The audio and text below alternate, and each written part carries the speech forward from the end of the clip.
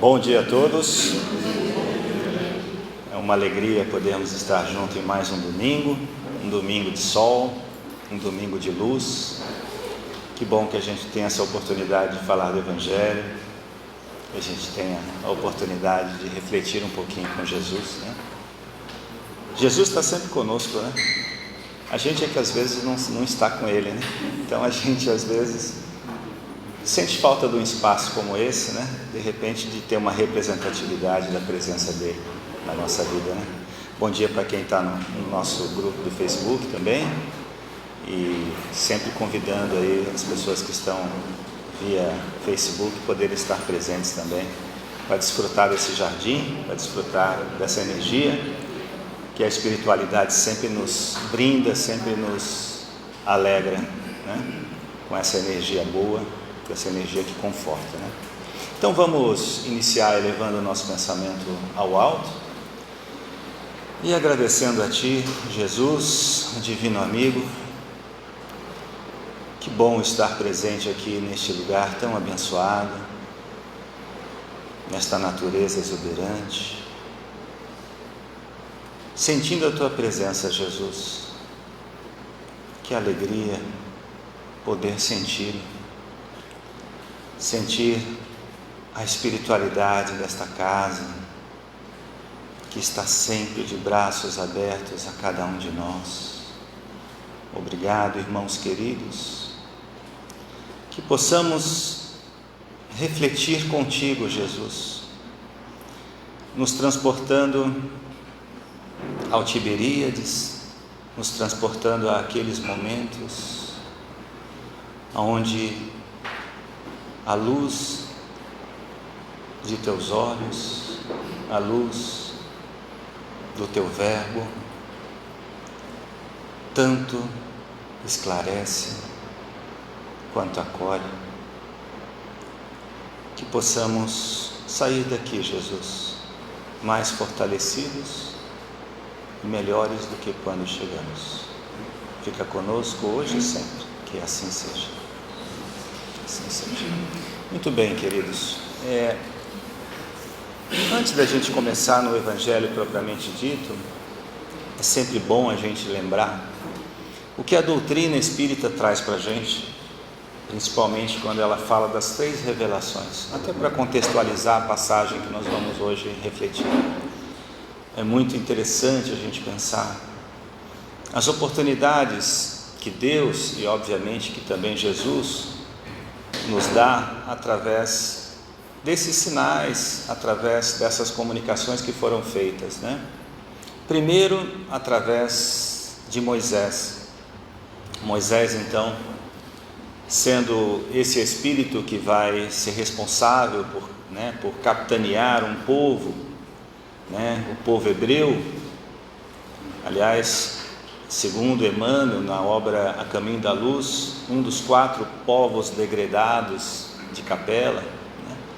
Então, o povo hebreu era aquele que tinha todas as características e as oportunidades de ser o povo que conduziria a humanidade a uma comunhão com Deus, uma comunhão divina. Eram monoteístas, e era a oportunidade, então, que Deus, a partir do nosso mestre querido, deu a possibilidade da humanidade. Nós, certamente, somos contemporâneos dessa fase. Nós, então, tivemos essa primeira oportunidade. Depois, na segunda revelação, então, vem Jesus. E Jesus, então, traz para a gente uma visão complementar àquela trazida por Moisés. Mais uma vez, fortalecendo os vínculos, mais uma vez apresentando oportunidades para que a gente pudesse compreender melhor aquilo que Moisés tinha trazido como uma primeira aliança. E Jesus então cumpriu o seu papel muitíssimo bem, e logo depois vieram os séculos em que a humanidade realmente parecia não ter absorvido tudo aquilo que Jesus trouxe para cada um de nós. E aí então veio a terceira revelação através da doutrina espírita, que traz todos os elementos para a compreensão de tudo aquilo que Jesus trouxe, tentando fazer uma nova aliança, uma nova forma de percepção do que Jesus quer nos dizer, do que Jesus quer que nós absorvamos dele.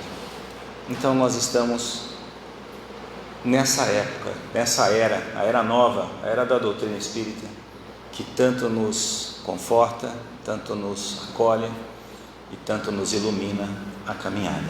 Então, diante disso, vamos fazer uma reflexão sobre essa passagem que está no capítulo 18, que é muitos os chamados e poucos os escolhidos. Vamos tentar entender um pouquinho o que Jesus quis dizer com essa parábola. As parábolas são alegorias que Jesus trazia para nós para respeitar a nossa limitação daquele momento, e sempre era contextualizada com fatos que eram de entendimento ali, né? Por exemplo, essa que fala das bodas, não existia nada mais representativo do que uma festa as festas de casamento duravam dias, né? Eram comemorados ao longo de dias, né? Então não existia nada mais efusivo, mais maravilhoso do que uma festa de boda. Então ele usa essa visão para dar uma mensagem para nós, que nós vamos então refletir sobre ela, né? Então vamos lá. A parábola das bodas, ou também conhecido como festim das bodas. Então Jesus, tomando a palavra, tornou a falar-lhe em parábolas, dizendo: o reino dos céus é semelhante a um certo rei que celebrou as bodas de seu filho, e enviou os seus servos a chamar os convidados para as bodas. E estes, os convidados, não quiseram vir.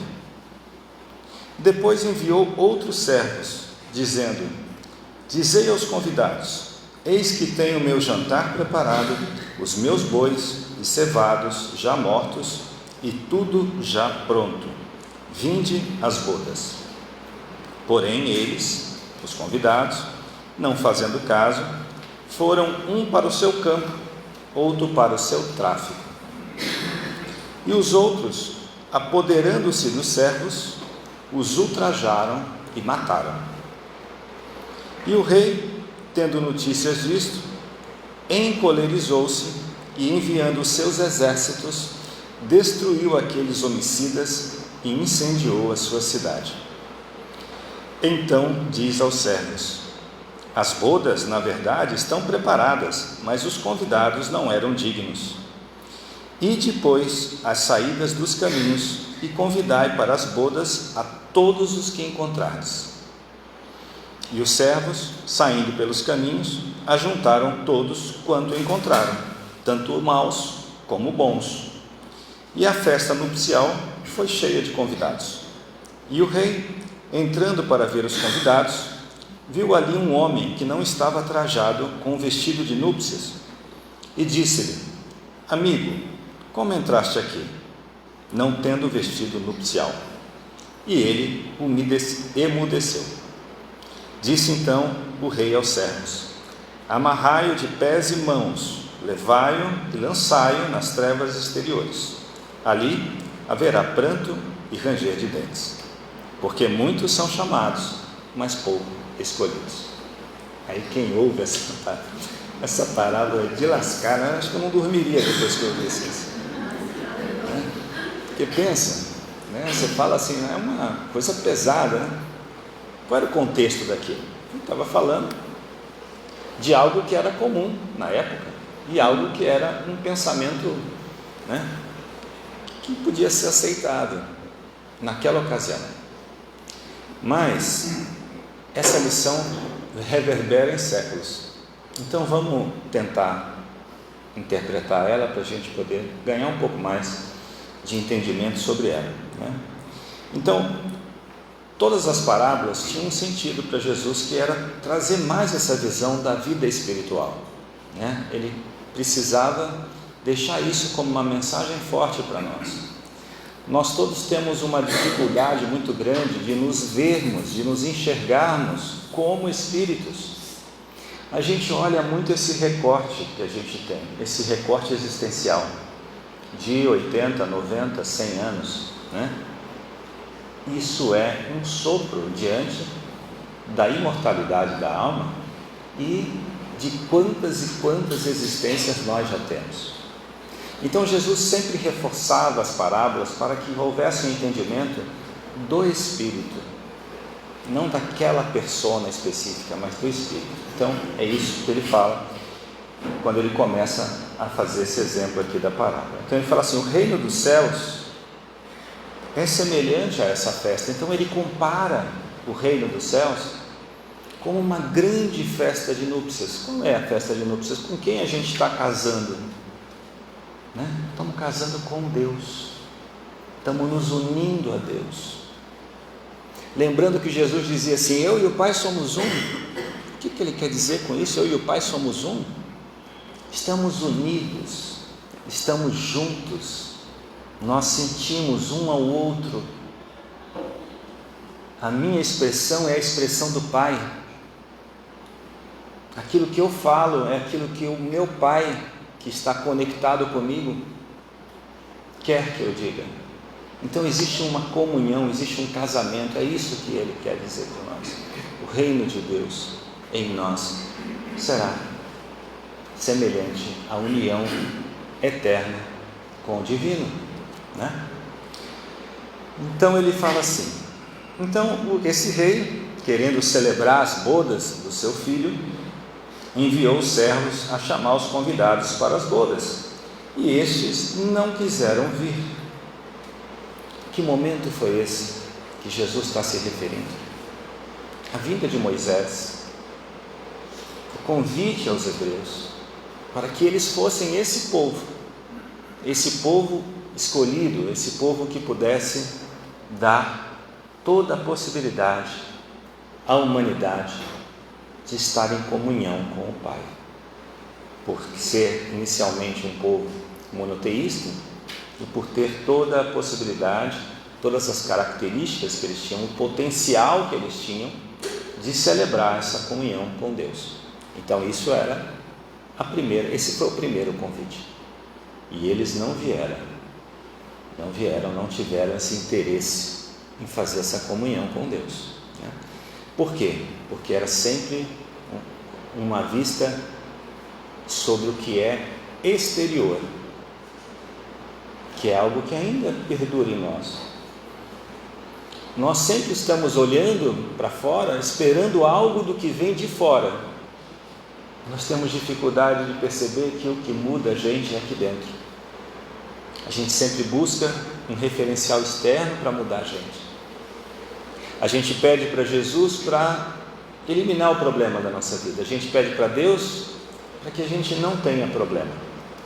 A gente esquece que a gente está nessa existência atual para buscar resolver as questões que a gente precisa resolver, dentro de um plano divino, um plano de amor. Então, não aceitaram o convite. O primeiro convite foi negado. Muito bem. Depois enviou outros servos, dizendo: eis que tenho o meu jantar preparado, os meus bois já mortos, tudo já pronto. Ou seja, era um outro momento. Antes ele estava convidando para vir e ele não tinha ainda tudo preparado. Agora ele está dizendo: está tudo preparado, vem, eu estou te esperando. E aí o que acontece nesse segundo convite que o rei faz? Eles, os convidados, não fazendo caso, ou seja, não estão nem aí, foram um para o seu campo, outro para seu tráfico, né? E aí fala assim: o que é ir para o campo, para o seu tráfico, para o seu trabalho, para a sua, né, para viver as suas benesses, os seus bens materiais? É essa visão restrita a uma persona.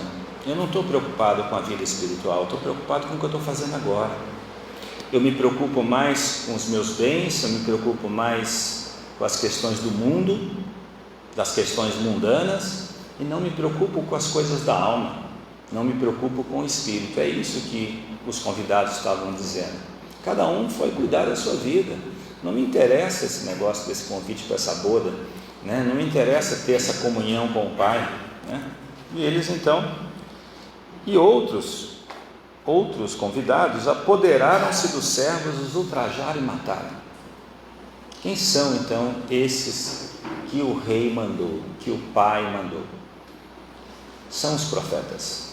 Os profetas foram enviados entre Moisés e Jesus. Foram enviados profetas que foram muitas vezes ridicularizados, que foram ultrajados e que foram executados. Sim. Então Jesus está contando essa história dentro de uma realidade.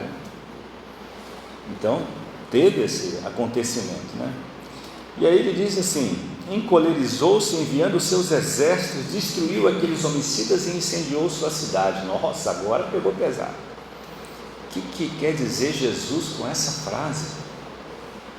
Olha, se a gente pensar, né, o que é a nossa própria consciência,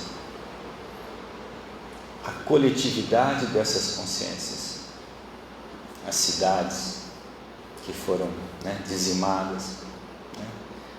Quantas situações ocorreram com os hebreus, uma cisão, uma separação, né? Tiveram os povos sendo dizimados, outros separados. Quantas situações ocorreram com os hebreus diante dessa situação?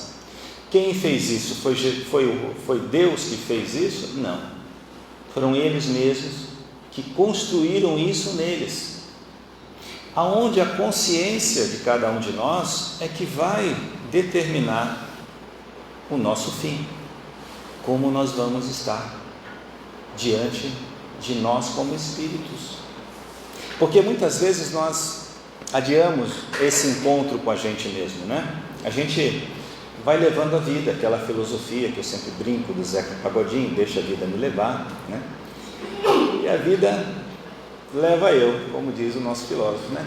E o que acontece? Essa filosofia é uma filosofia que muitas vezes adia o nosso encontro, porque a gente precisa ter consciência de quem nós somos, sem nos perturbar com isso, sem ter medo do que nós vamos encontrar, para que não haja esse encontro numa situação só depois de desencarnado. A gente precisa aproveitar o momento de agora e perceber as oportunidades que a vida dá para a gente, né? Nós vamos falar sobre isso mais adiante.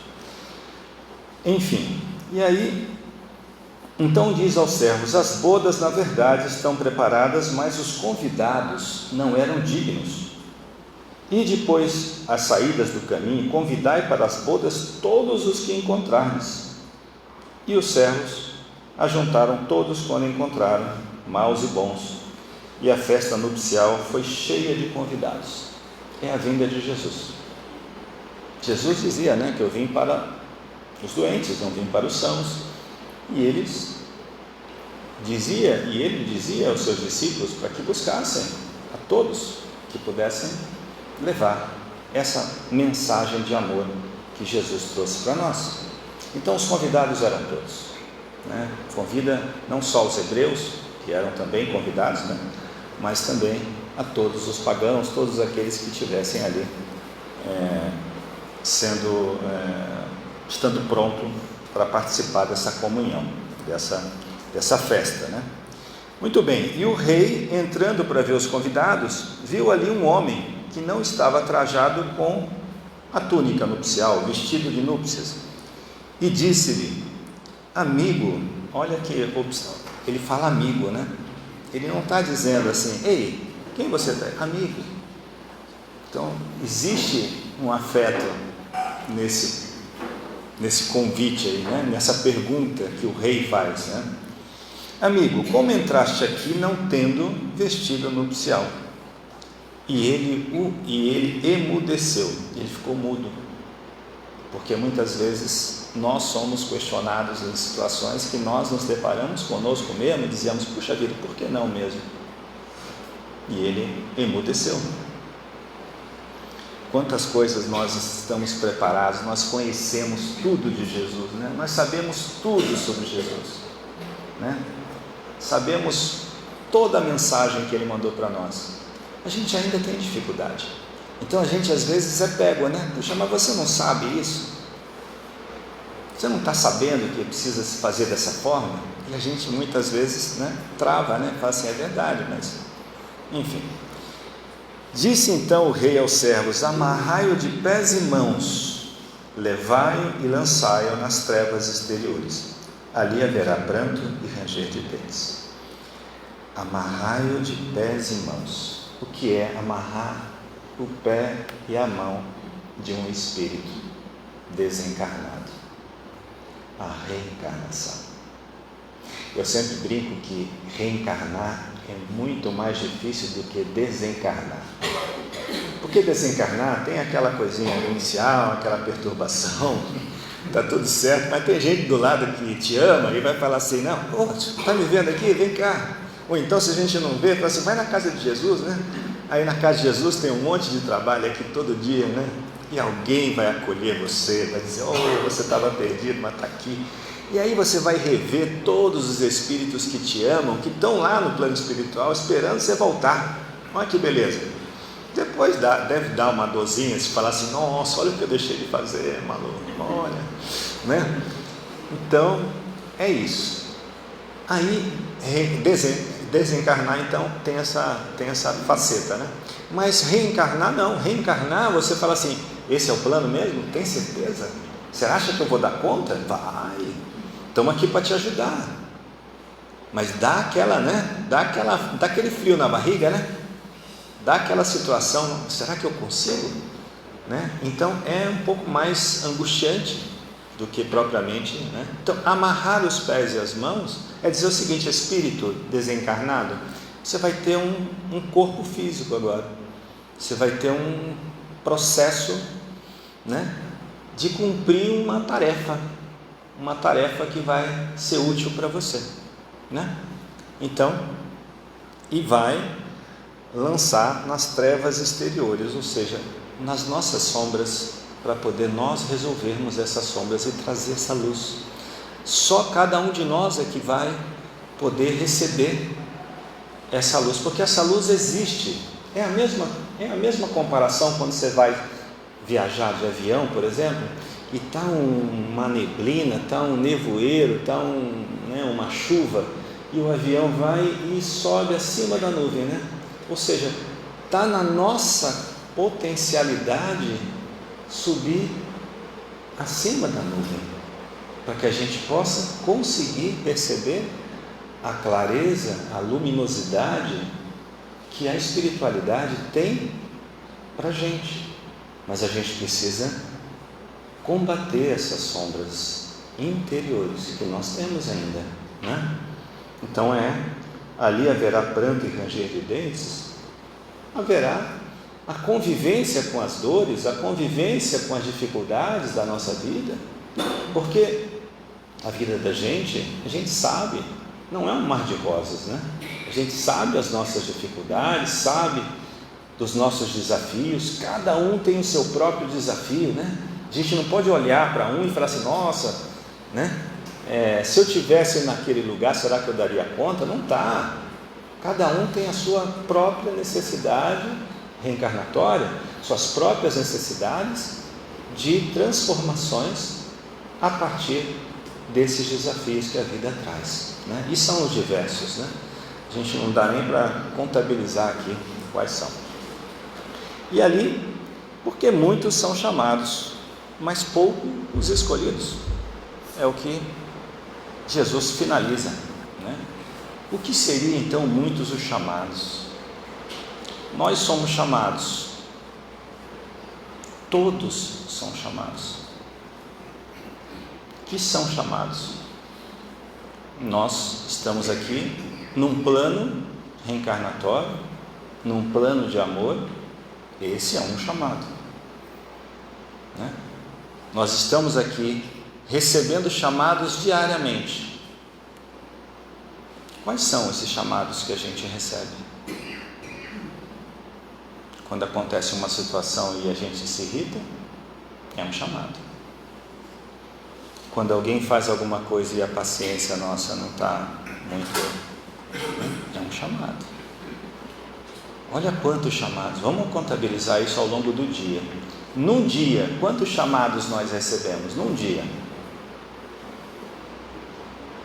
Já pararam para pensar? É em casa, é na rua, é no trabalho, é na casa espírita. O tempo todo nós estamos recebendo chamados. Estamos sendo convidados. Qual é o convite? Vou contar um negócio, não pode contar não. De hoje de manhã? Vou contar. Estou lá, Simone fala assim: você pega para mim um band-aid? Pego, claro que eu pego.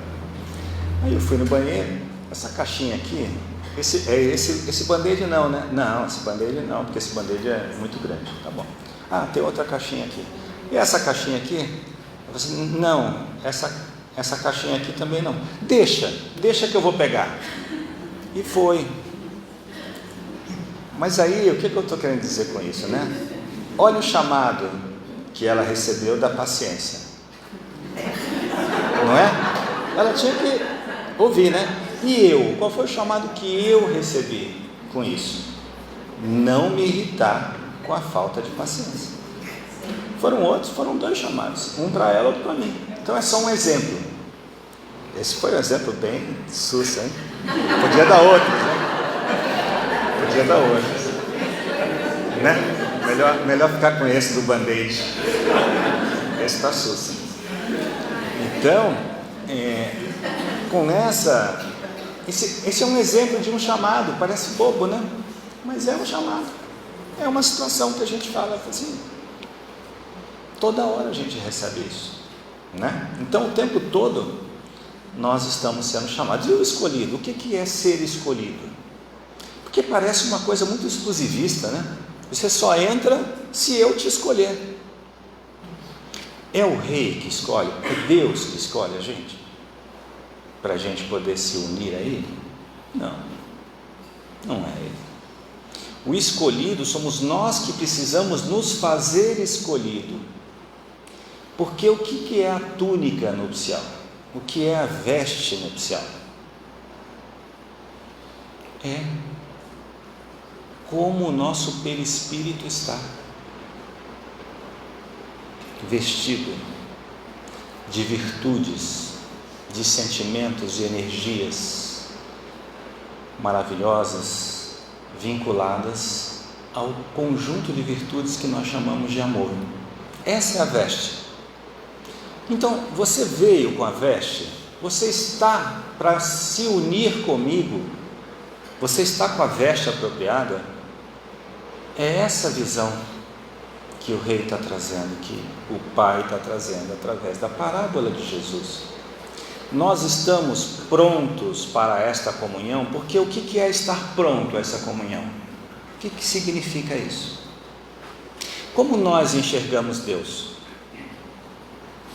Nós temos uma visão de Deus como alguém provedor, alguém que vai nos atender às nossas necessidades.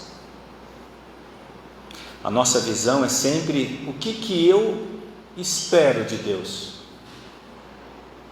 A gente não pergunta o que Deus espera de mim. A gente pergunta o que eu espero de Deus. O que eu espero de Deus? Espero de Deus que Deus faça tudo que me conforte.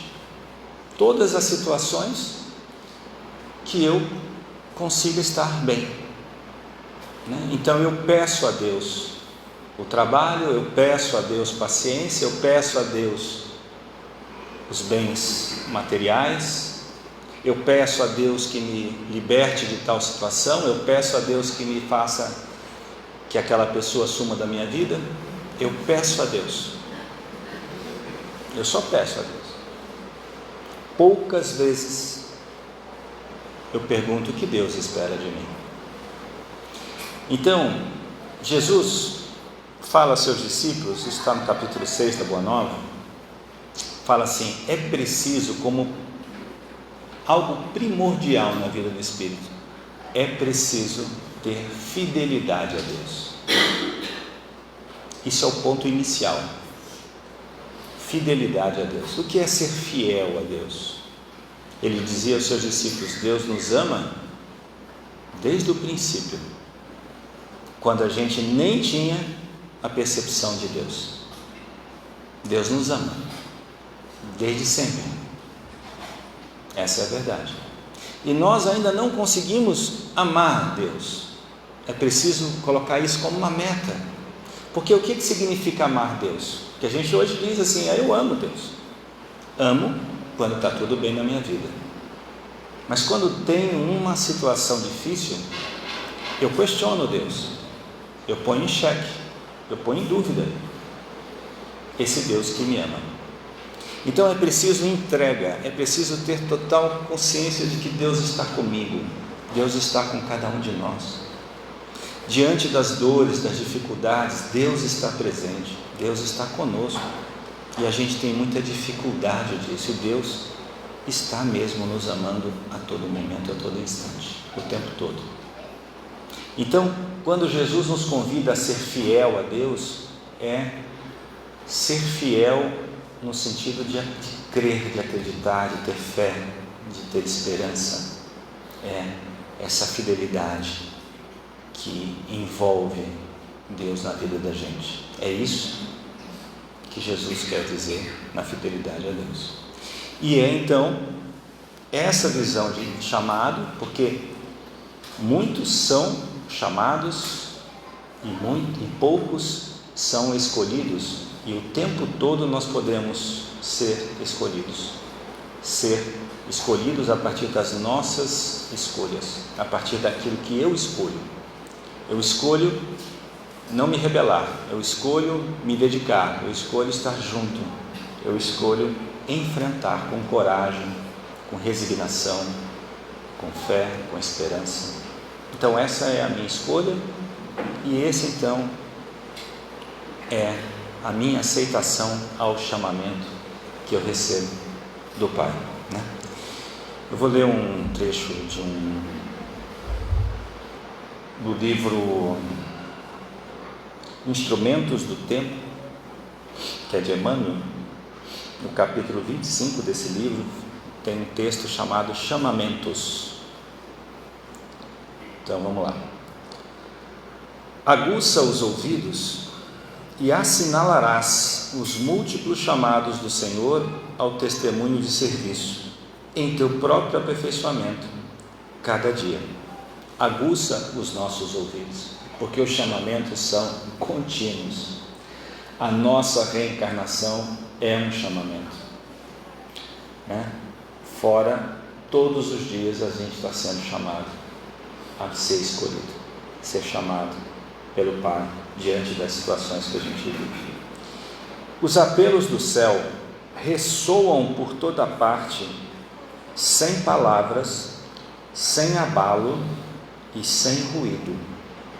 Veja, não é preciso gritar para chamar, porque é o que ele está dizendo: sem ruído o chamamento ocorre, né? Ocorre dentro da nossa mente, né? Quando a gente recebe aquele impulso, quando a gente recebe aquele convite do outro, né? E aí a gente fica esperando, né, que o convite do outro seja sempre um convite amoroso, né? Nossa, eu só vou encontrar, vem na casa de Jesus, né? Eu só vou encontrar gente, né, que ama, né? E não é assim, porque todo mundo tem o seu calo, todo mundo pisa no calo, né? E é assim mesmo, e é por isso que a gente está aqui, porque todos nós precisamos estar aqui para nos curar de nós mesmos, né? A gente sempre fala que a vida é, né, o mundo, a vida é um hospital, a gente sempre brinca, né? Casa de Jesus também, como um centro espírita, é um hospital, né? É um hospital onde todos nós somos os pacientes, né? Nós somos todos. Não tem assim, quem que é o médico, né? A Malu é a médica. Não, não é. A Malu, desculpa, Malu. Nem enfermeira. Malu é a paciente que está bem, que está se recuperando, que está indo bem. Está quase de alta, né, mano? Mas é isso, todos nós somos os pacientes, né? Então a gente precisa ter essa consciência, não para nos colocar para baixo, muito pelo contrário, mas a gente precisa deixar de ilusões, a gente precisa saber que a gente está muito próximo, né, de ser um paciente de alta. A gente só precisa, quem é que vai dar alta para nós? Qual é a medicação? É tudo aqui dentro. Olha que coisa boa, é bom saber disso, que eu não dependo do outro, né, para me dar alta. Aliás, eu só dependo do outro da forma como eu reajo às coisas que o outro me dá, mas eu não dependo de alguém que vai dizer assim: escuta, você está curado, né? Quem cura somos nós vamos nos curar de nós mesmos. Esse é um ponto bom.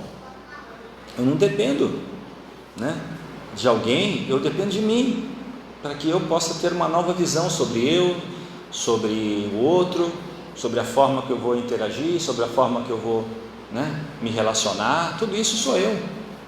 Olha que coisa boa. Isso é um aspecto interessante a gente pensar, né? E ele fala assim: repara, é a dureza de coração que te convida ao exercício da piedade.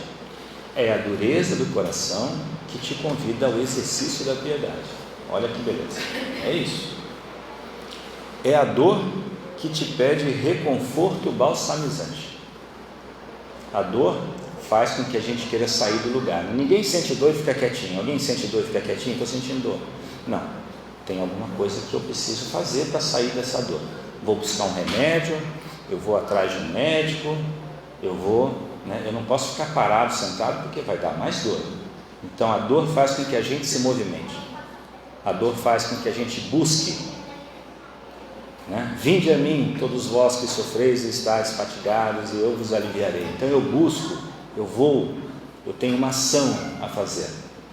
Então é isso que é o convite de Jesus, que o Emmanuel está falando. É a calúnia que te reclama o esforço heróico do perdão com absoluto esquecimento do mal. É a calúnia. Alguém fala alguma coisa de nós que nós não acreditamos que esteja correto.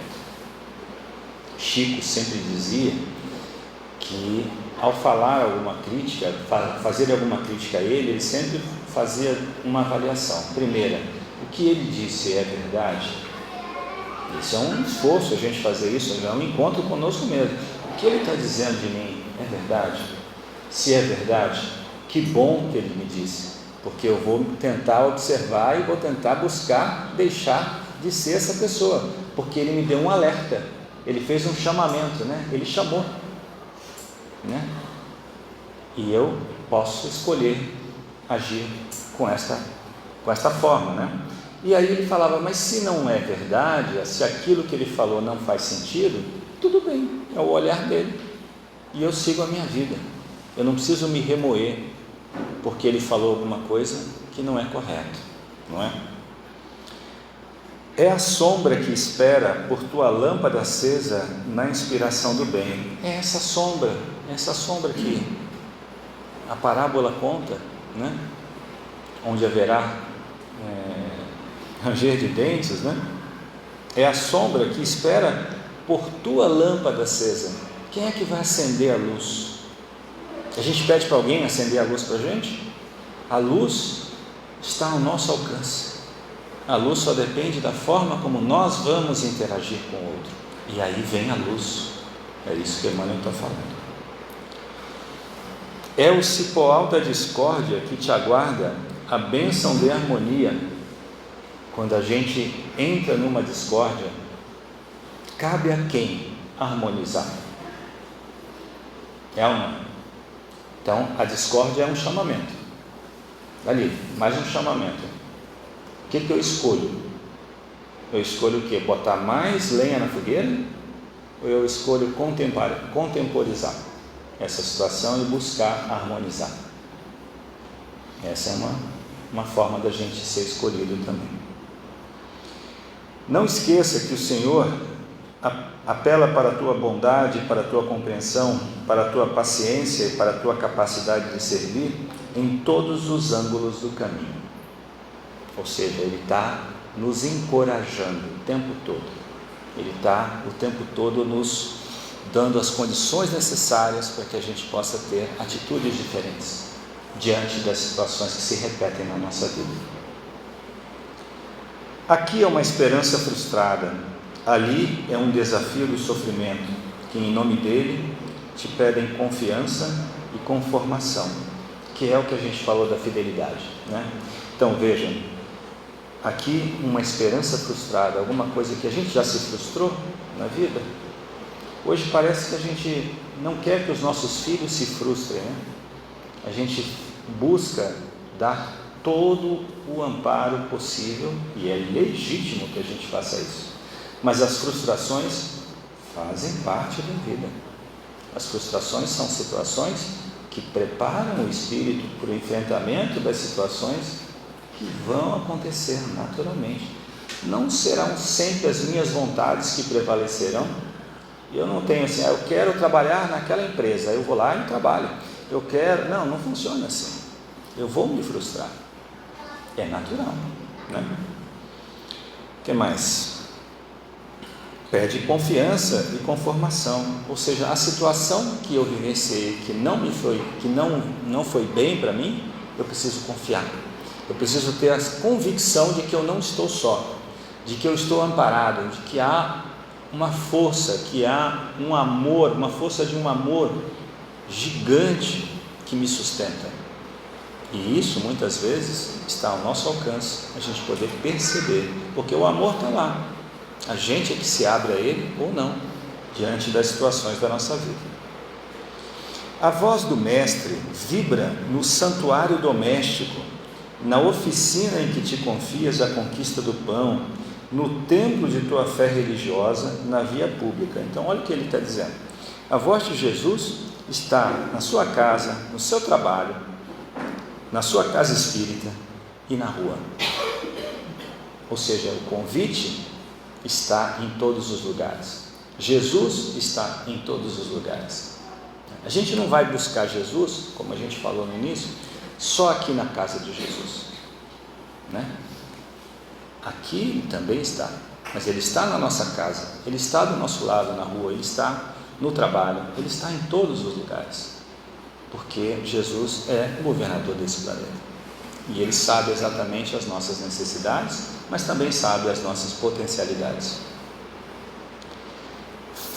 Jesus fala-te de 1000 modos diferentes, através dos amigos, dos parentes, dos companheiros e nos desconhecidos que cruzam com teus passos pela primeira vez.